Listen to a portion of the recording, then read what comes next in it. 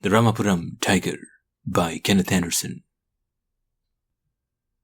This is the story of a tiger that for 3 months held sway over nearly half a district, an area of some 60 miles long by another 60 or so broad.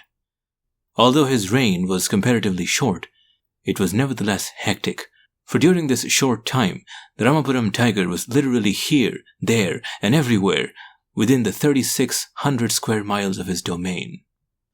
Like the scarlet pimpernel, he was sought by all, yet found by none, till his end came in an unexpected manner. The district of North Coimbatore is largely made up of forests and hills.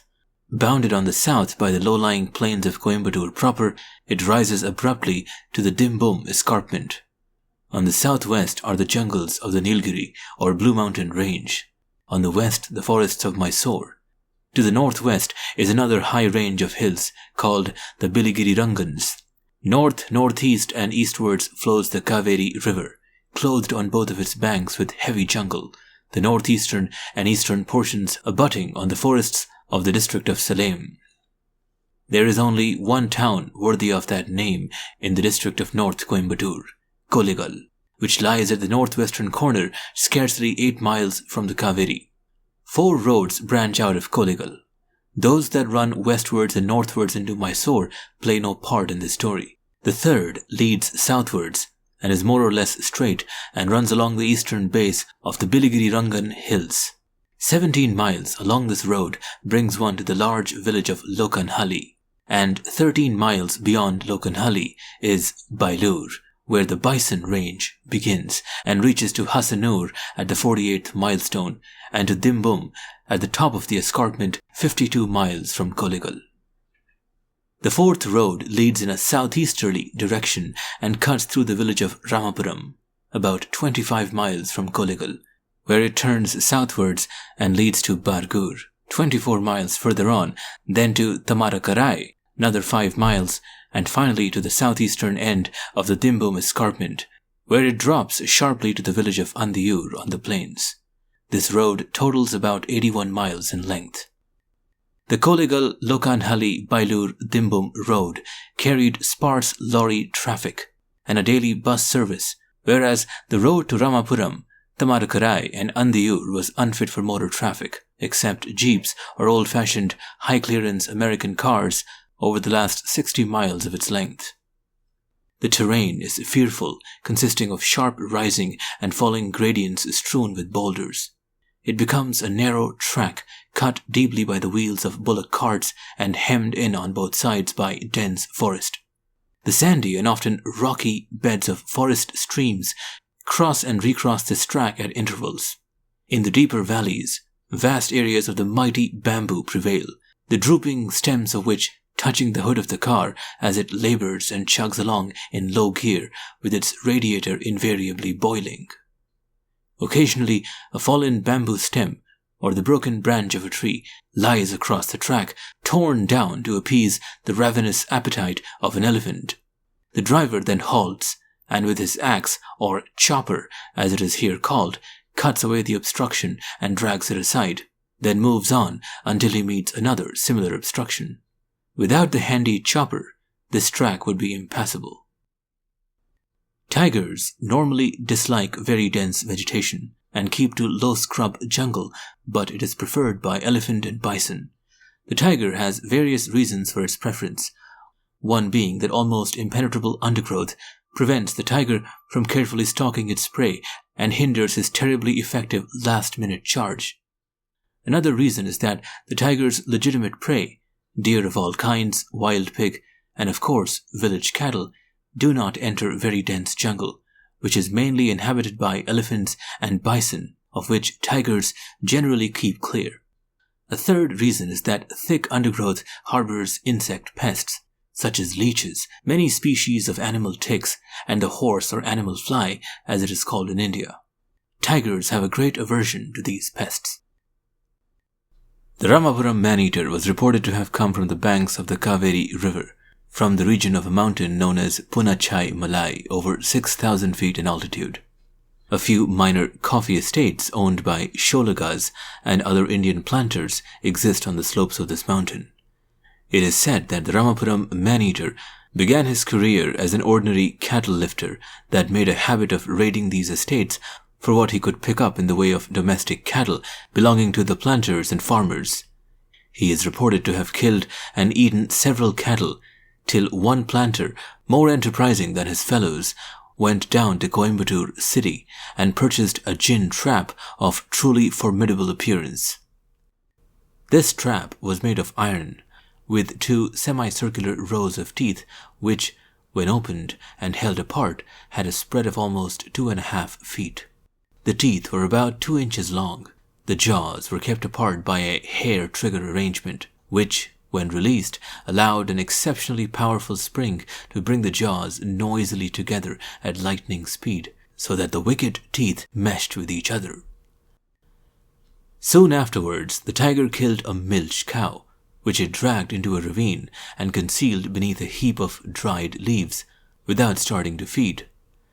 The kill was followed and discovered, and the trap was carefully set near the hind quarters of the cow, at which place the tiger would normally start operations when he returned for his meal. The same dried leaves that concealed the kill were used to hide the trap. The tiger returned, and to his bad luck and the future ill fortune of others, got his head stuck in the trap, which caught him firmly on both sides of the neck, just behind the ears. The trap had been anchored to the ground with a stake. The tiger tore at the trap and succeeded in uprooting the stake while the jaws held firm in his neck. He then rushed away into the jungle, dragging the heavy trap with him, till at a spot almost 2 miles distant, the trap got itself firmly wedged between 2 big rocks. The tiger tried to drag itself free, but only succeeded in wedging the trap more firmly than before. The tiger roared with pain and struggled desperately. The roars were heard for half the night by the planter and his frightened workmen 2 miles away at their plantation. Finally, the animal broke loose, losing its left ear and eye in the process, with very severe injuries to the rest of its neck and face. It was heard in the area moaning with pain night and day for quite a week afterwards. Then came a period of absolute silence. Everyone thought the tiger had died of its wounds. The planter and his hirelings kept a careful watch for vultures, who would doubtless spot the carcass and betray the whereabouts of the dead animal by swooping to earth for their meal. But the only vultures seen were those soaring in the high heavens, carefully scanning the earth below for the signs of death. But none swooped, for the very good reason that the tiger was not dead. A fortnight passed. Then, one afternoon, along the path to one of the smaller coffee estates, climbed Jaikin, a Sholaga, and his 18-year-old spouse. In accordance with established local custom, Jaikin walked in front, with the woman about a yard behind him, carrying a sack of grain balanced on her head. They had crossed a dry stream bed and were just climbing its slight embankment when, out of a clump of grass like sugar cane that grows only along river banks in these areas, a tiger pounced upon the girl, throwing her to the ground. Turning, Jaikin saw his wife lying on the ground, gazing at him with terror-stricken, pleading eyes. The tiger crouched upon her back, its 2 paws overlapping her shoulders, the wide-open mouth just above her head. It was a tiger with no left eye and no left ear, while the wounds on its neck and face had not yet healed. Jaikin was turned to stone. He could not move and he could not speak, but remained rooted to the spot in horror and amazement. The tiger snarled horribly, contorting its already lacerated features into a still more horrible mask. Then it grabbed the girl by her right shoulder and walked across the stream with its prey. The girl hung head downwards, her loose hair and left arm and legs dragging in the sand. And a moment later, tiger and girl had disappeared in the jungle on the further side. Evidently, the poor woman had swooned, or may already have died of fright. That was the last Jaikin ever saw of his wife, nor had she uttered the slightest cry, even at the moment of attack. A month later, a herd boy was killed by a tiger within 2 miles of Ramapuram. In this case, the half-eaten remains were found in a bush. The third human kill occurred about 3 weeks later, almost at the 21st milestone on the Kollegal Lokanhalli Bailur Dimbum road. This time it was a middle-aged road workwoman who was attacked in full view of her companions just before 5 in the evening. She had stopped work for a few minutes and had gone some yards into the jungle when a tiger pounced upon her as if from nowhere and carried her away. She had screamed frenziedly, and those who were in the vicinity had clearly seen the tiger. It had a scarred face and no left ear or eye. It so happened that my game license for the North Coimbatore area had at that time expired. This area is divided into 2 forest divisions, North Coimbatore proper and the Kollegal division. For although Kollegal fell within North Coimbatore district for administrative purposes, the forest department had recently subdivided the district into 2 distinct forest divisions. My license, which had expired, covered North Coimbatore proper and Dimbum, while Lokanhalli, Bailur and Ramapuram fell within the Kollegal division. I had intended renewing my old license and was about to send the required fee when I read in the papers about the latest outrage committed by this tiger. That made my mind, and with 10 days of privileged leave at my disposal, I left Bangalore early in the morning, reaching the forest department office at Kollegal, 87 miles away, even before it had opened for the day. It did not take me long to get the required shooting license and all available information regarding the tiger. The area where the maneater had operated was comparatively new to me, so I decided, for a start, to camp in the small forest lodge at Ramapuram, 25 miles away, which I reached in an hour and a half after negotiating an extremely bumpy road. Obviously, the first thing to do was to try and win the confidence of the inhabitants of Ramapuram by telling them I had come to try to rid them of the tiger. The people did not know me and gave somewhat garbled accounts, indicating that the tiger might be anywhere between Punachai Malai, where it had struck down its first victim, and Bailur, a distance of about 60 miles as the crow flies. Bailur, as I have told you, was a small village some 30 miles from Kollegal, on the Kollegal Lokanhalli Dimbum road. Thus, I could either return to Kollegal by car and motor thence to Bailur, or I could leave the car at Ramapuram and cover the third of the triangle by walking from Ramapuram to Bailur, a distance of nearly 19 miles. I decided to follow the latter course, as it would give me the opportunity of passing through several forest hamlets bordering the reserved forest, where I hoped to get some news of the tiger. Accordingly, at dawn next morning, I left the little forest lodge at Ramapuram and began my walk to Bailur. The path led in a generally southwesterly direction, alternating through sparsely cultivated country and scrub jungle, which skirted the ranges of small hills lying a couple of miles southward within the boundaries of the reserved forest proper. I passed a few hamlets, but all the inhabitants were either indoors or squatting at the entrances to their huts. Their few cattle were either crawled outside or grazed at will on the scant herbage in the immediate vicinity of the huts, for the story of the maneater had spread far and wide, and the usual scare that attends such visitations had already set in. I walked slowly, making inquiries wherever possible.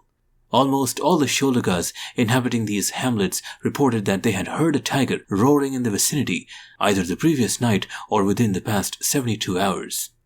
At one spot I was shown the clear pug marks of a tiger as it had crossed a recently ploughed field, just 100 yards from the owner's hut. I took detailed measurements of those pugs for future reference before moving on, but it soon became evident that the people in this area were either so nervous that they were making completely false and exaggerated reports, or else that an unusual number of tigers were operating along the 19 miles between Ramapuram and Bailur. For according to the information obtained, a tiger appeared to have visited each hamlet within the last 3 or 4 days. At about 5 p.m., I approached Bailur, a village of some 20 huts. Here I met members of the road gang who had witnessed the killing of the woman near the 21st milestone. They told what I had already recorded and particularly stressed the tiger's deformities, which they had all clearly seen while they stood rooted to the spot with terror, while the tiger made off into the undergrowth with its still screaming victim, the road workwoman. The nearest Forest Department lodge was some 3.5 miles further along the motor road in the direction of Dimbum. The reserve lay along both sides of the road. It was now 5:30 p.m., and I knew that night would fall in an hour, so I covered those last 3.5 miles at a brisk pace, reaching the little forest bungalow shortly before dark. The sun had long gone down behind the towering range of the Biligiri Hills, which lay some 3 miles west of the bungalow, and the twilight calls of roosting peacock and jungle fowl welcomed me as I sank into an old, broken armchair which I dragged on to the veranda.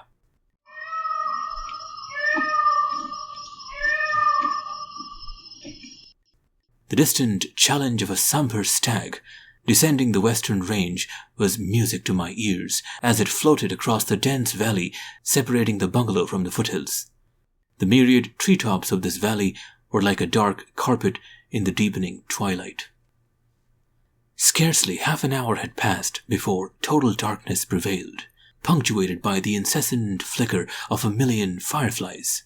They floated everywhere, like tiny elfin spirits in the gloom, carrying their lanterns of pinpoint brilliance to every bush and treetop in the vicinity. At rare intervals, their flashes would synchronize, and the tree or bush around which they clustered would throb and pulsate to one big and unanimous flash of light, made by thousands of these little creatures. Then the blackness of the jungle night would disperse before a phosphorescent and ethereal glow, but only for a moment, until that rare interval of synchronization occurred again. I made an early night of it, sleeping on the floor of the small central room of the lodge, but at about 2 a.m., the moaning call of a tiger woke me up.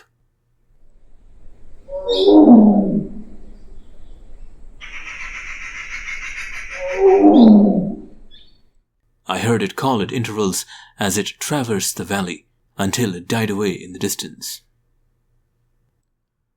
Early morning found me back in Bailur village, where I enlisted the help of 2 local shikaris and purchased 3 young bulls for bait. One of these we tethered in the bed of the stream that traversed the valley west of the bungalow, where I had heard the tiger calling in the night. The second was tied in a small forest glade, a bare 100 yards from the roadside, midway between the village and the forest bungalow. To tie the third, we walked back to the 21st milestone, where the road worker had been killed. Close to this spot, the road was crossed by a forest stream known as Odam Beta Halla. Its banks were clothed with bamboo, except for a small clearing made by the forest department in which seedlings of various forest plants were being experimentally grown. My helpers told me that a tiger often walked through this clearing, and I found this statement to be true, in that pug marks both old and comparatively new were visible at 3 different places. I examined the most recent of these imprints and compared them with the measurements of the pug marks taken at the hamlet on the previous day. Both sets had been made by a male tiger, but those in the departmental plantation belonged to a much older and heavier animal. We tied the third bait on a bit of open ground just where the Odam Beta Halla stream flows past this plantation. When all this had been done, it was 5:30 p.m., and on our return to Bailur village, I was approached by a sturdy, good-looking Sholaga, who introduced himself as Jakin, the husband of the girl who had been Maneater's first victim. He said that a party of travelers who had passed by the coffee estate on the slopes of Punachai Malai, where he worked, had informed him that a sahib had come to Ramapuram to shoot the tiger. Filled with the idea of revenge for his wife's murder, he had obtained the planter's permission to go to Ramapuram to offer me his assistance. At Ramapuram, he was told that I had gone to Bailur, whither he had immediately followed me all by himself. I thanked Jakin for his offer and the trouble he had taken to find me, and immediately recruited him as my personal helper. I liked his appearance and his calm determination to leave no stone unturned to bring the tiger to book. Jakin smiled at my acceptance and thanked me in turn, but he staunchly refused to accept any payment. Indeed, he made it abundantly clear that this was the condition of his offer. I returned to the forest lodge, instructing Jakin and the other 2 helpers to make an early start next morning and visit the bait near the 21st milestone. For myself, I would visit the other 2 baits. This I did next morning, first visiting the bull tethered on the stream bed in the valley, then the bait that was tied midway between the forest bungalow and Bailur village. Both were unharmed, and no traces of pugs were to be seen in any sand that existed near the spots where they were tied. I then walked the remaining distance to Bailur village, where I awaited the return of my 3 scouts. Within an hour they arrived to tell me the 3rd bait was alive. Leaving Jakin and one of the Sholagas at the village, I took the 2nd man, who claimed to be well acquainted with the forest game paths in that area, and walked westwards till we entered the foothills of the Biligiri Rangans. As all of this area was unfamiliar to me, I got him to walk in front, while I covered him from the rear with my rifle ready in my hands. Sholagas are born jungle folk, and my guide showed no signs of nervousness while we threaded our way thus in single file up one game path and down another, across dark nalas, often bending double to avoid overhanging fronds of bamboos or outcrops of wait-a-bit thorn. But no signs of a fresh tiger track did we see. A large male panther had crossed at one spot, and at another spot a female accompanied by her cub, but it was evident that the tiger we were looking for had not passed that way. It was nearing 3 p.m. before we got back to the forest lodge and a late cold lunch. The Sholaga made a fire on which I boiled some water to brew us several cups of tea. Then I drew water from the little well in the compound to give myself the luxury of a cold bath. At 5 o'clock in the evening, I returned with the Sholaga to Bailur village, where I left him with instructions for Jakin, himself and the 3rd Sholaga to visit the bait on the 21st milestone early next morning. It was well past 7 by the time I got back to the bungalow. I slept soundly that night, nor did the moaning call of any tiger disturb me. Early next morning found me on my way to visit the other 2 baits. Both were unharmed. Returning to the forest lodge, I ate a frugal meal and then walked towards Bailur, carefully watching the road for pug marks. No tiger had passed that way, and 9:15 a.m. found me awaiting my henchmen. They returned before 10, this time to report that the bait had been killed and removed by a tiger, which had contrived to bite through the tethering rope. Fortunately, I had come prepared for such an eventuality, and had brought my torch and other night shooting kit with me in a haversack. Back we went as fast as we could, and shortly after midday had reached the spot where the bull had been tied. The tiger's pug marks in approaching the bait were apparent in the soft earth some 20 feet away, and an examination showed that the killer was a tigress and not a tiger. From there she had launched her final attack that had killed the bull, biting through the rope by which its leg had been tied. We could not know how far the kill had been taken, so I told my companions to wait for me by the 21st milestone till 3 p.m., while I would follow the drag mark. If the dead bull had been taken for some distance, I would try to build myself a hideout to await the return of the tigress, and would make it an all-night affair. Under such circumstances, I would not be back by 3, and they were to return to Bailur. On the other hand, if the tigress had dropped the kill not far away, I would return to my companions and get them to put up a proper machan. I found the tigress had half-dragged the kill for the first 200 yards, by which time she had got clear of the bamboo jungle that grew in the lower land and in the vicinity of the stream. Then she had encountered some heavy lantana undergrowth, which had obviously been an obstruction to her passage, encumbered as she was with the dead bull. Here she had evidently slung it over her shoulder, as tigers sometimes do to carry their kills, and it then became extremely difficult to follow the trail. A dragging hoof or the horns of the bull had here and there broken a twig, and these were the only visible signs of passage. The carpet of rotting vegetation and fallen lantana leaves effectively did away with any hope of finding pug marks. Necessarily, the going was also very slow, nor did I like the situation at all, as almost my whole attention had to be given to following the trail, which prevented me from being fully on my guard against a sudden attack. Finally, the lantana gave way to more open forest, sprinkled liberally with trees and a carpet of the dwarf date palm. Twice I came across the spot where the tigress had laid down her burden and then picked it up again. It was now evident that she had some particular destination in view, most probably a lair where she had cubs to whom she was taking the meat. Up and up led the trail. The terrain became more and more rocky, till finally, in a break among the tree trunks, I saw a hillock, perhaps a quarter of a mile beyond and about 200 feet above the spot where I stood.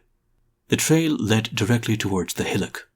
By now I felt reasonably certain that the animal I was following was not the maneater, because all the data gathered about the maneater had classed it as a tiger and not a tigress, although the sex factor was not an established certainty. As it was a known fact, however, that the maneater had lost its left eye and ear, if I could but catch a glimpse of the animal I was following, I would soon know whether she was the right one or not. How to catch that glimpse was the problem. The obvious answer to it was to keep advancing till we met, but it was scarcely to my liking, as even if the tigress was not the maneater, she certainly was unlikely to welcome any human being who knocked at the door of the lair where she had her cubs. But I went forward. The trail was now easier to follow, as the tigress had brushed against boulders and rocks where smears of blood betrayed the passage of the dead bull. Half the distance was covered now. The other half would bring me to the summit. The boulders lay in heaps, and the trail I was following wound in and out between them, as the tigress picked her path to avoid any part of her burden becoming jammed between the rocks.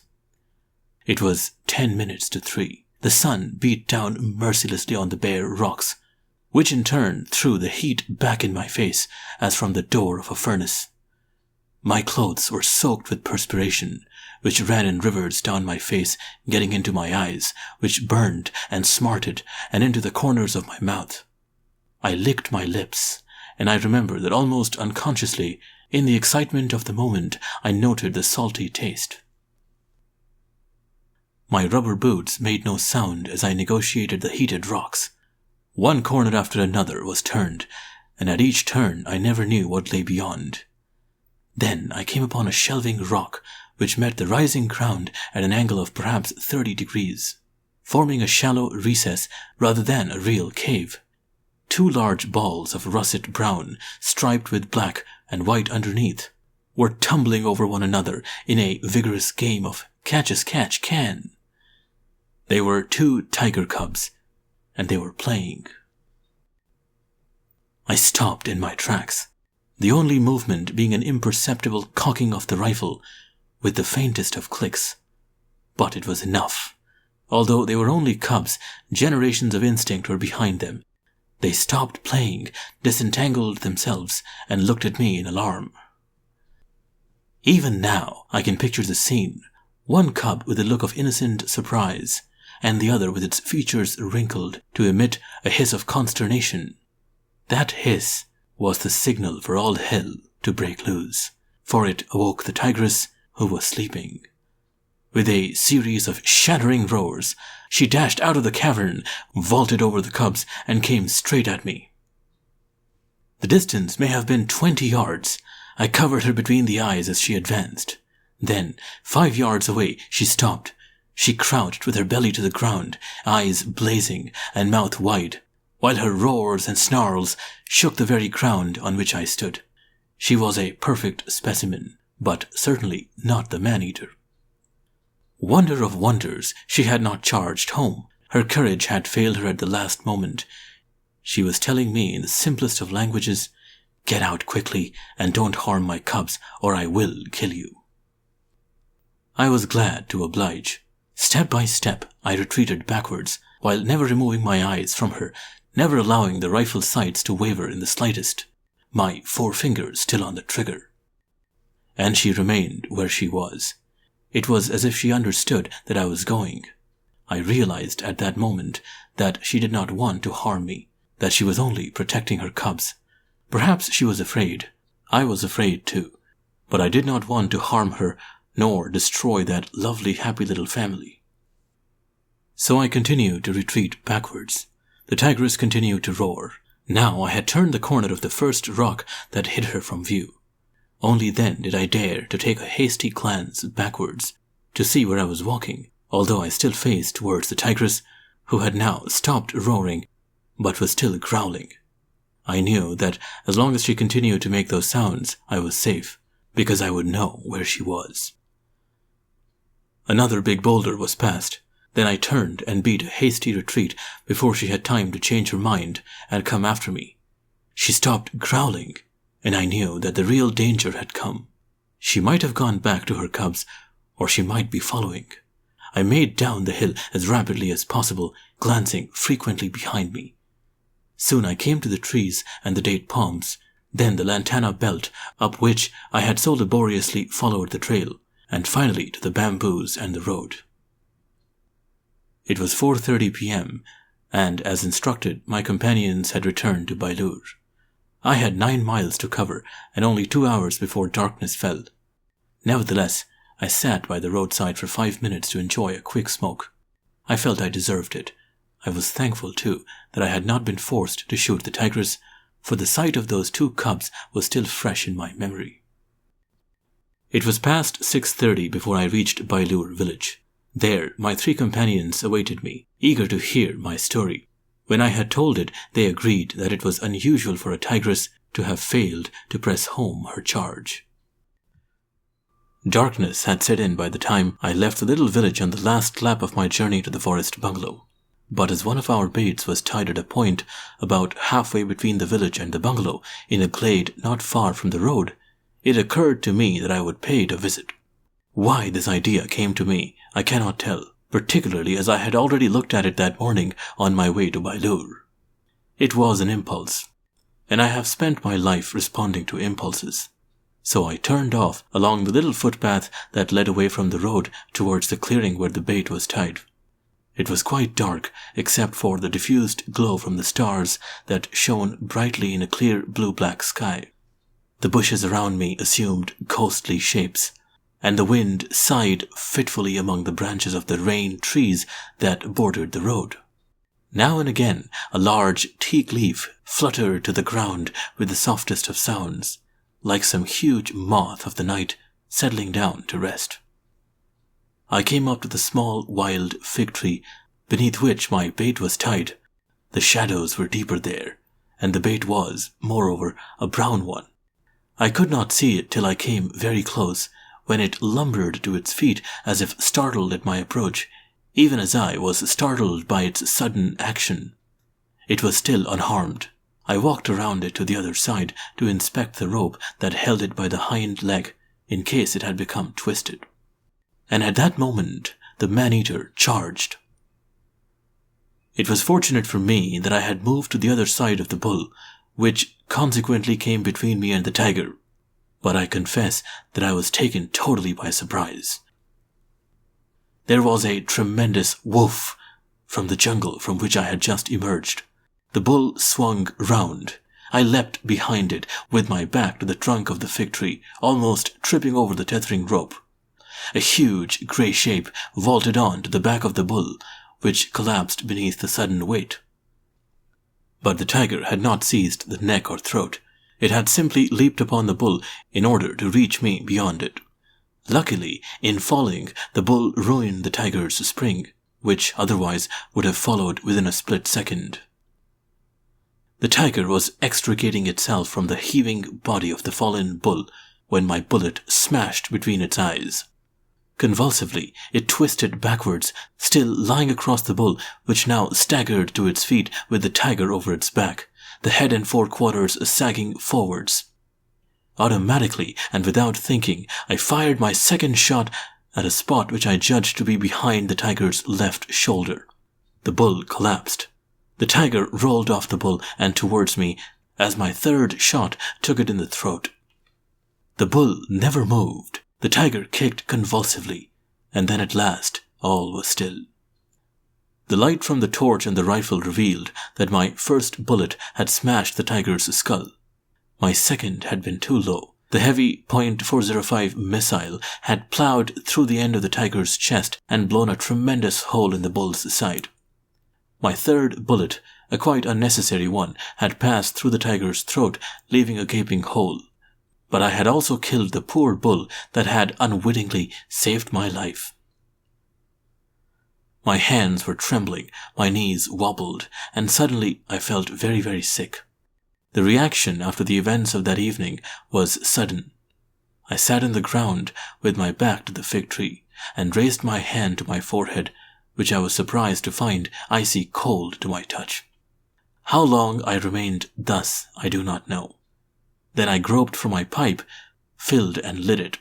The first few puffs steadied my badly shaken nerves, and I was soon able to get back to the road and retrace my steps to Bailur village.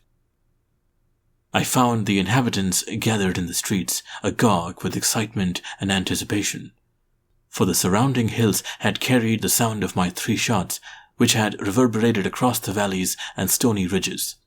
They had guessed that I had been attacked on the way to the bungalow, but were wondering whether it had been by the maneater or some bear or elephant. Seeing me emerge from the gloom, they rushed forward to welcome me, my 3 servants well to the fore. I sat down by the roadside and told them the story.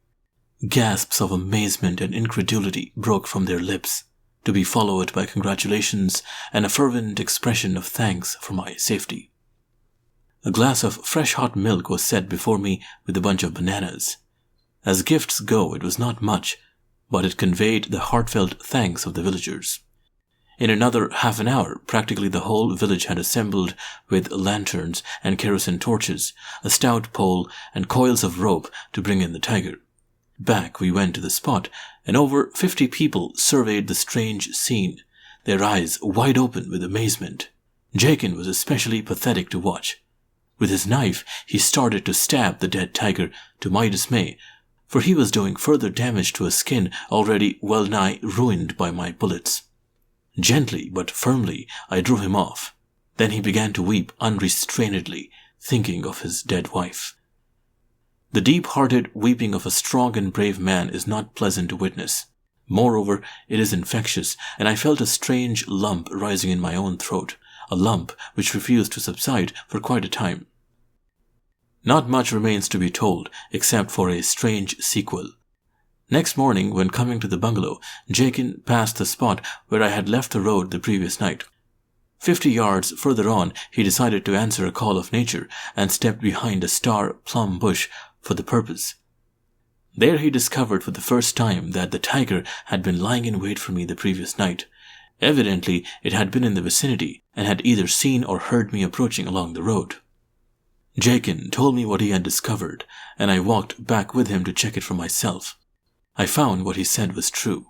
There, clearly impressed on the soft sand, were the tiger's pug marks, while the soft grass and rank weeds beneath the star plum bush were still partly flattened by the weight of the tiger's body, although more than 12 hours had passed since he had lain there in ambush awaiting my approach. Yet, some people tell me that there is no such thing as providence, a guiding spirit, intuition, or a sixth sense. Call it what you will, I find it more difficult to understand the disbelievers than to understand providence itself. The end.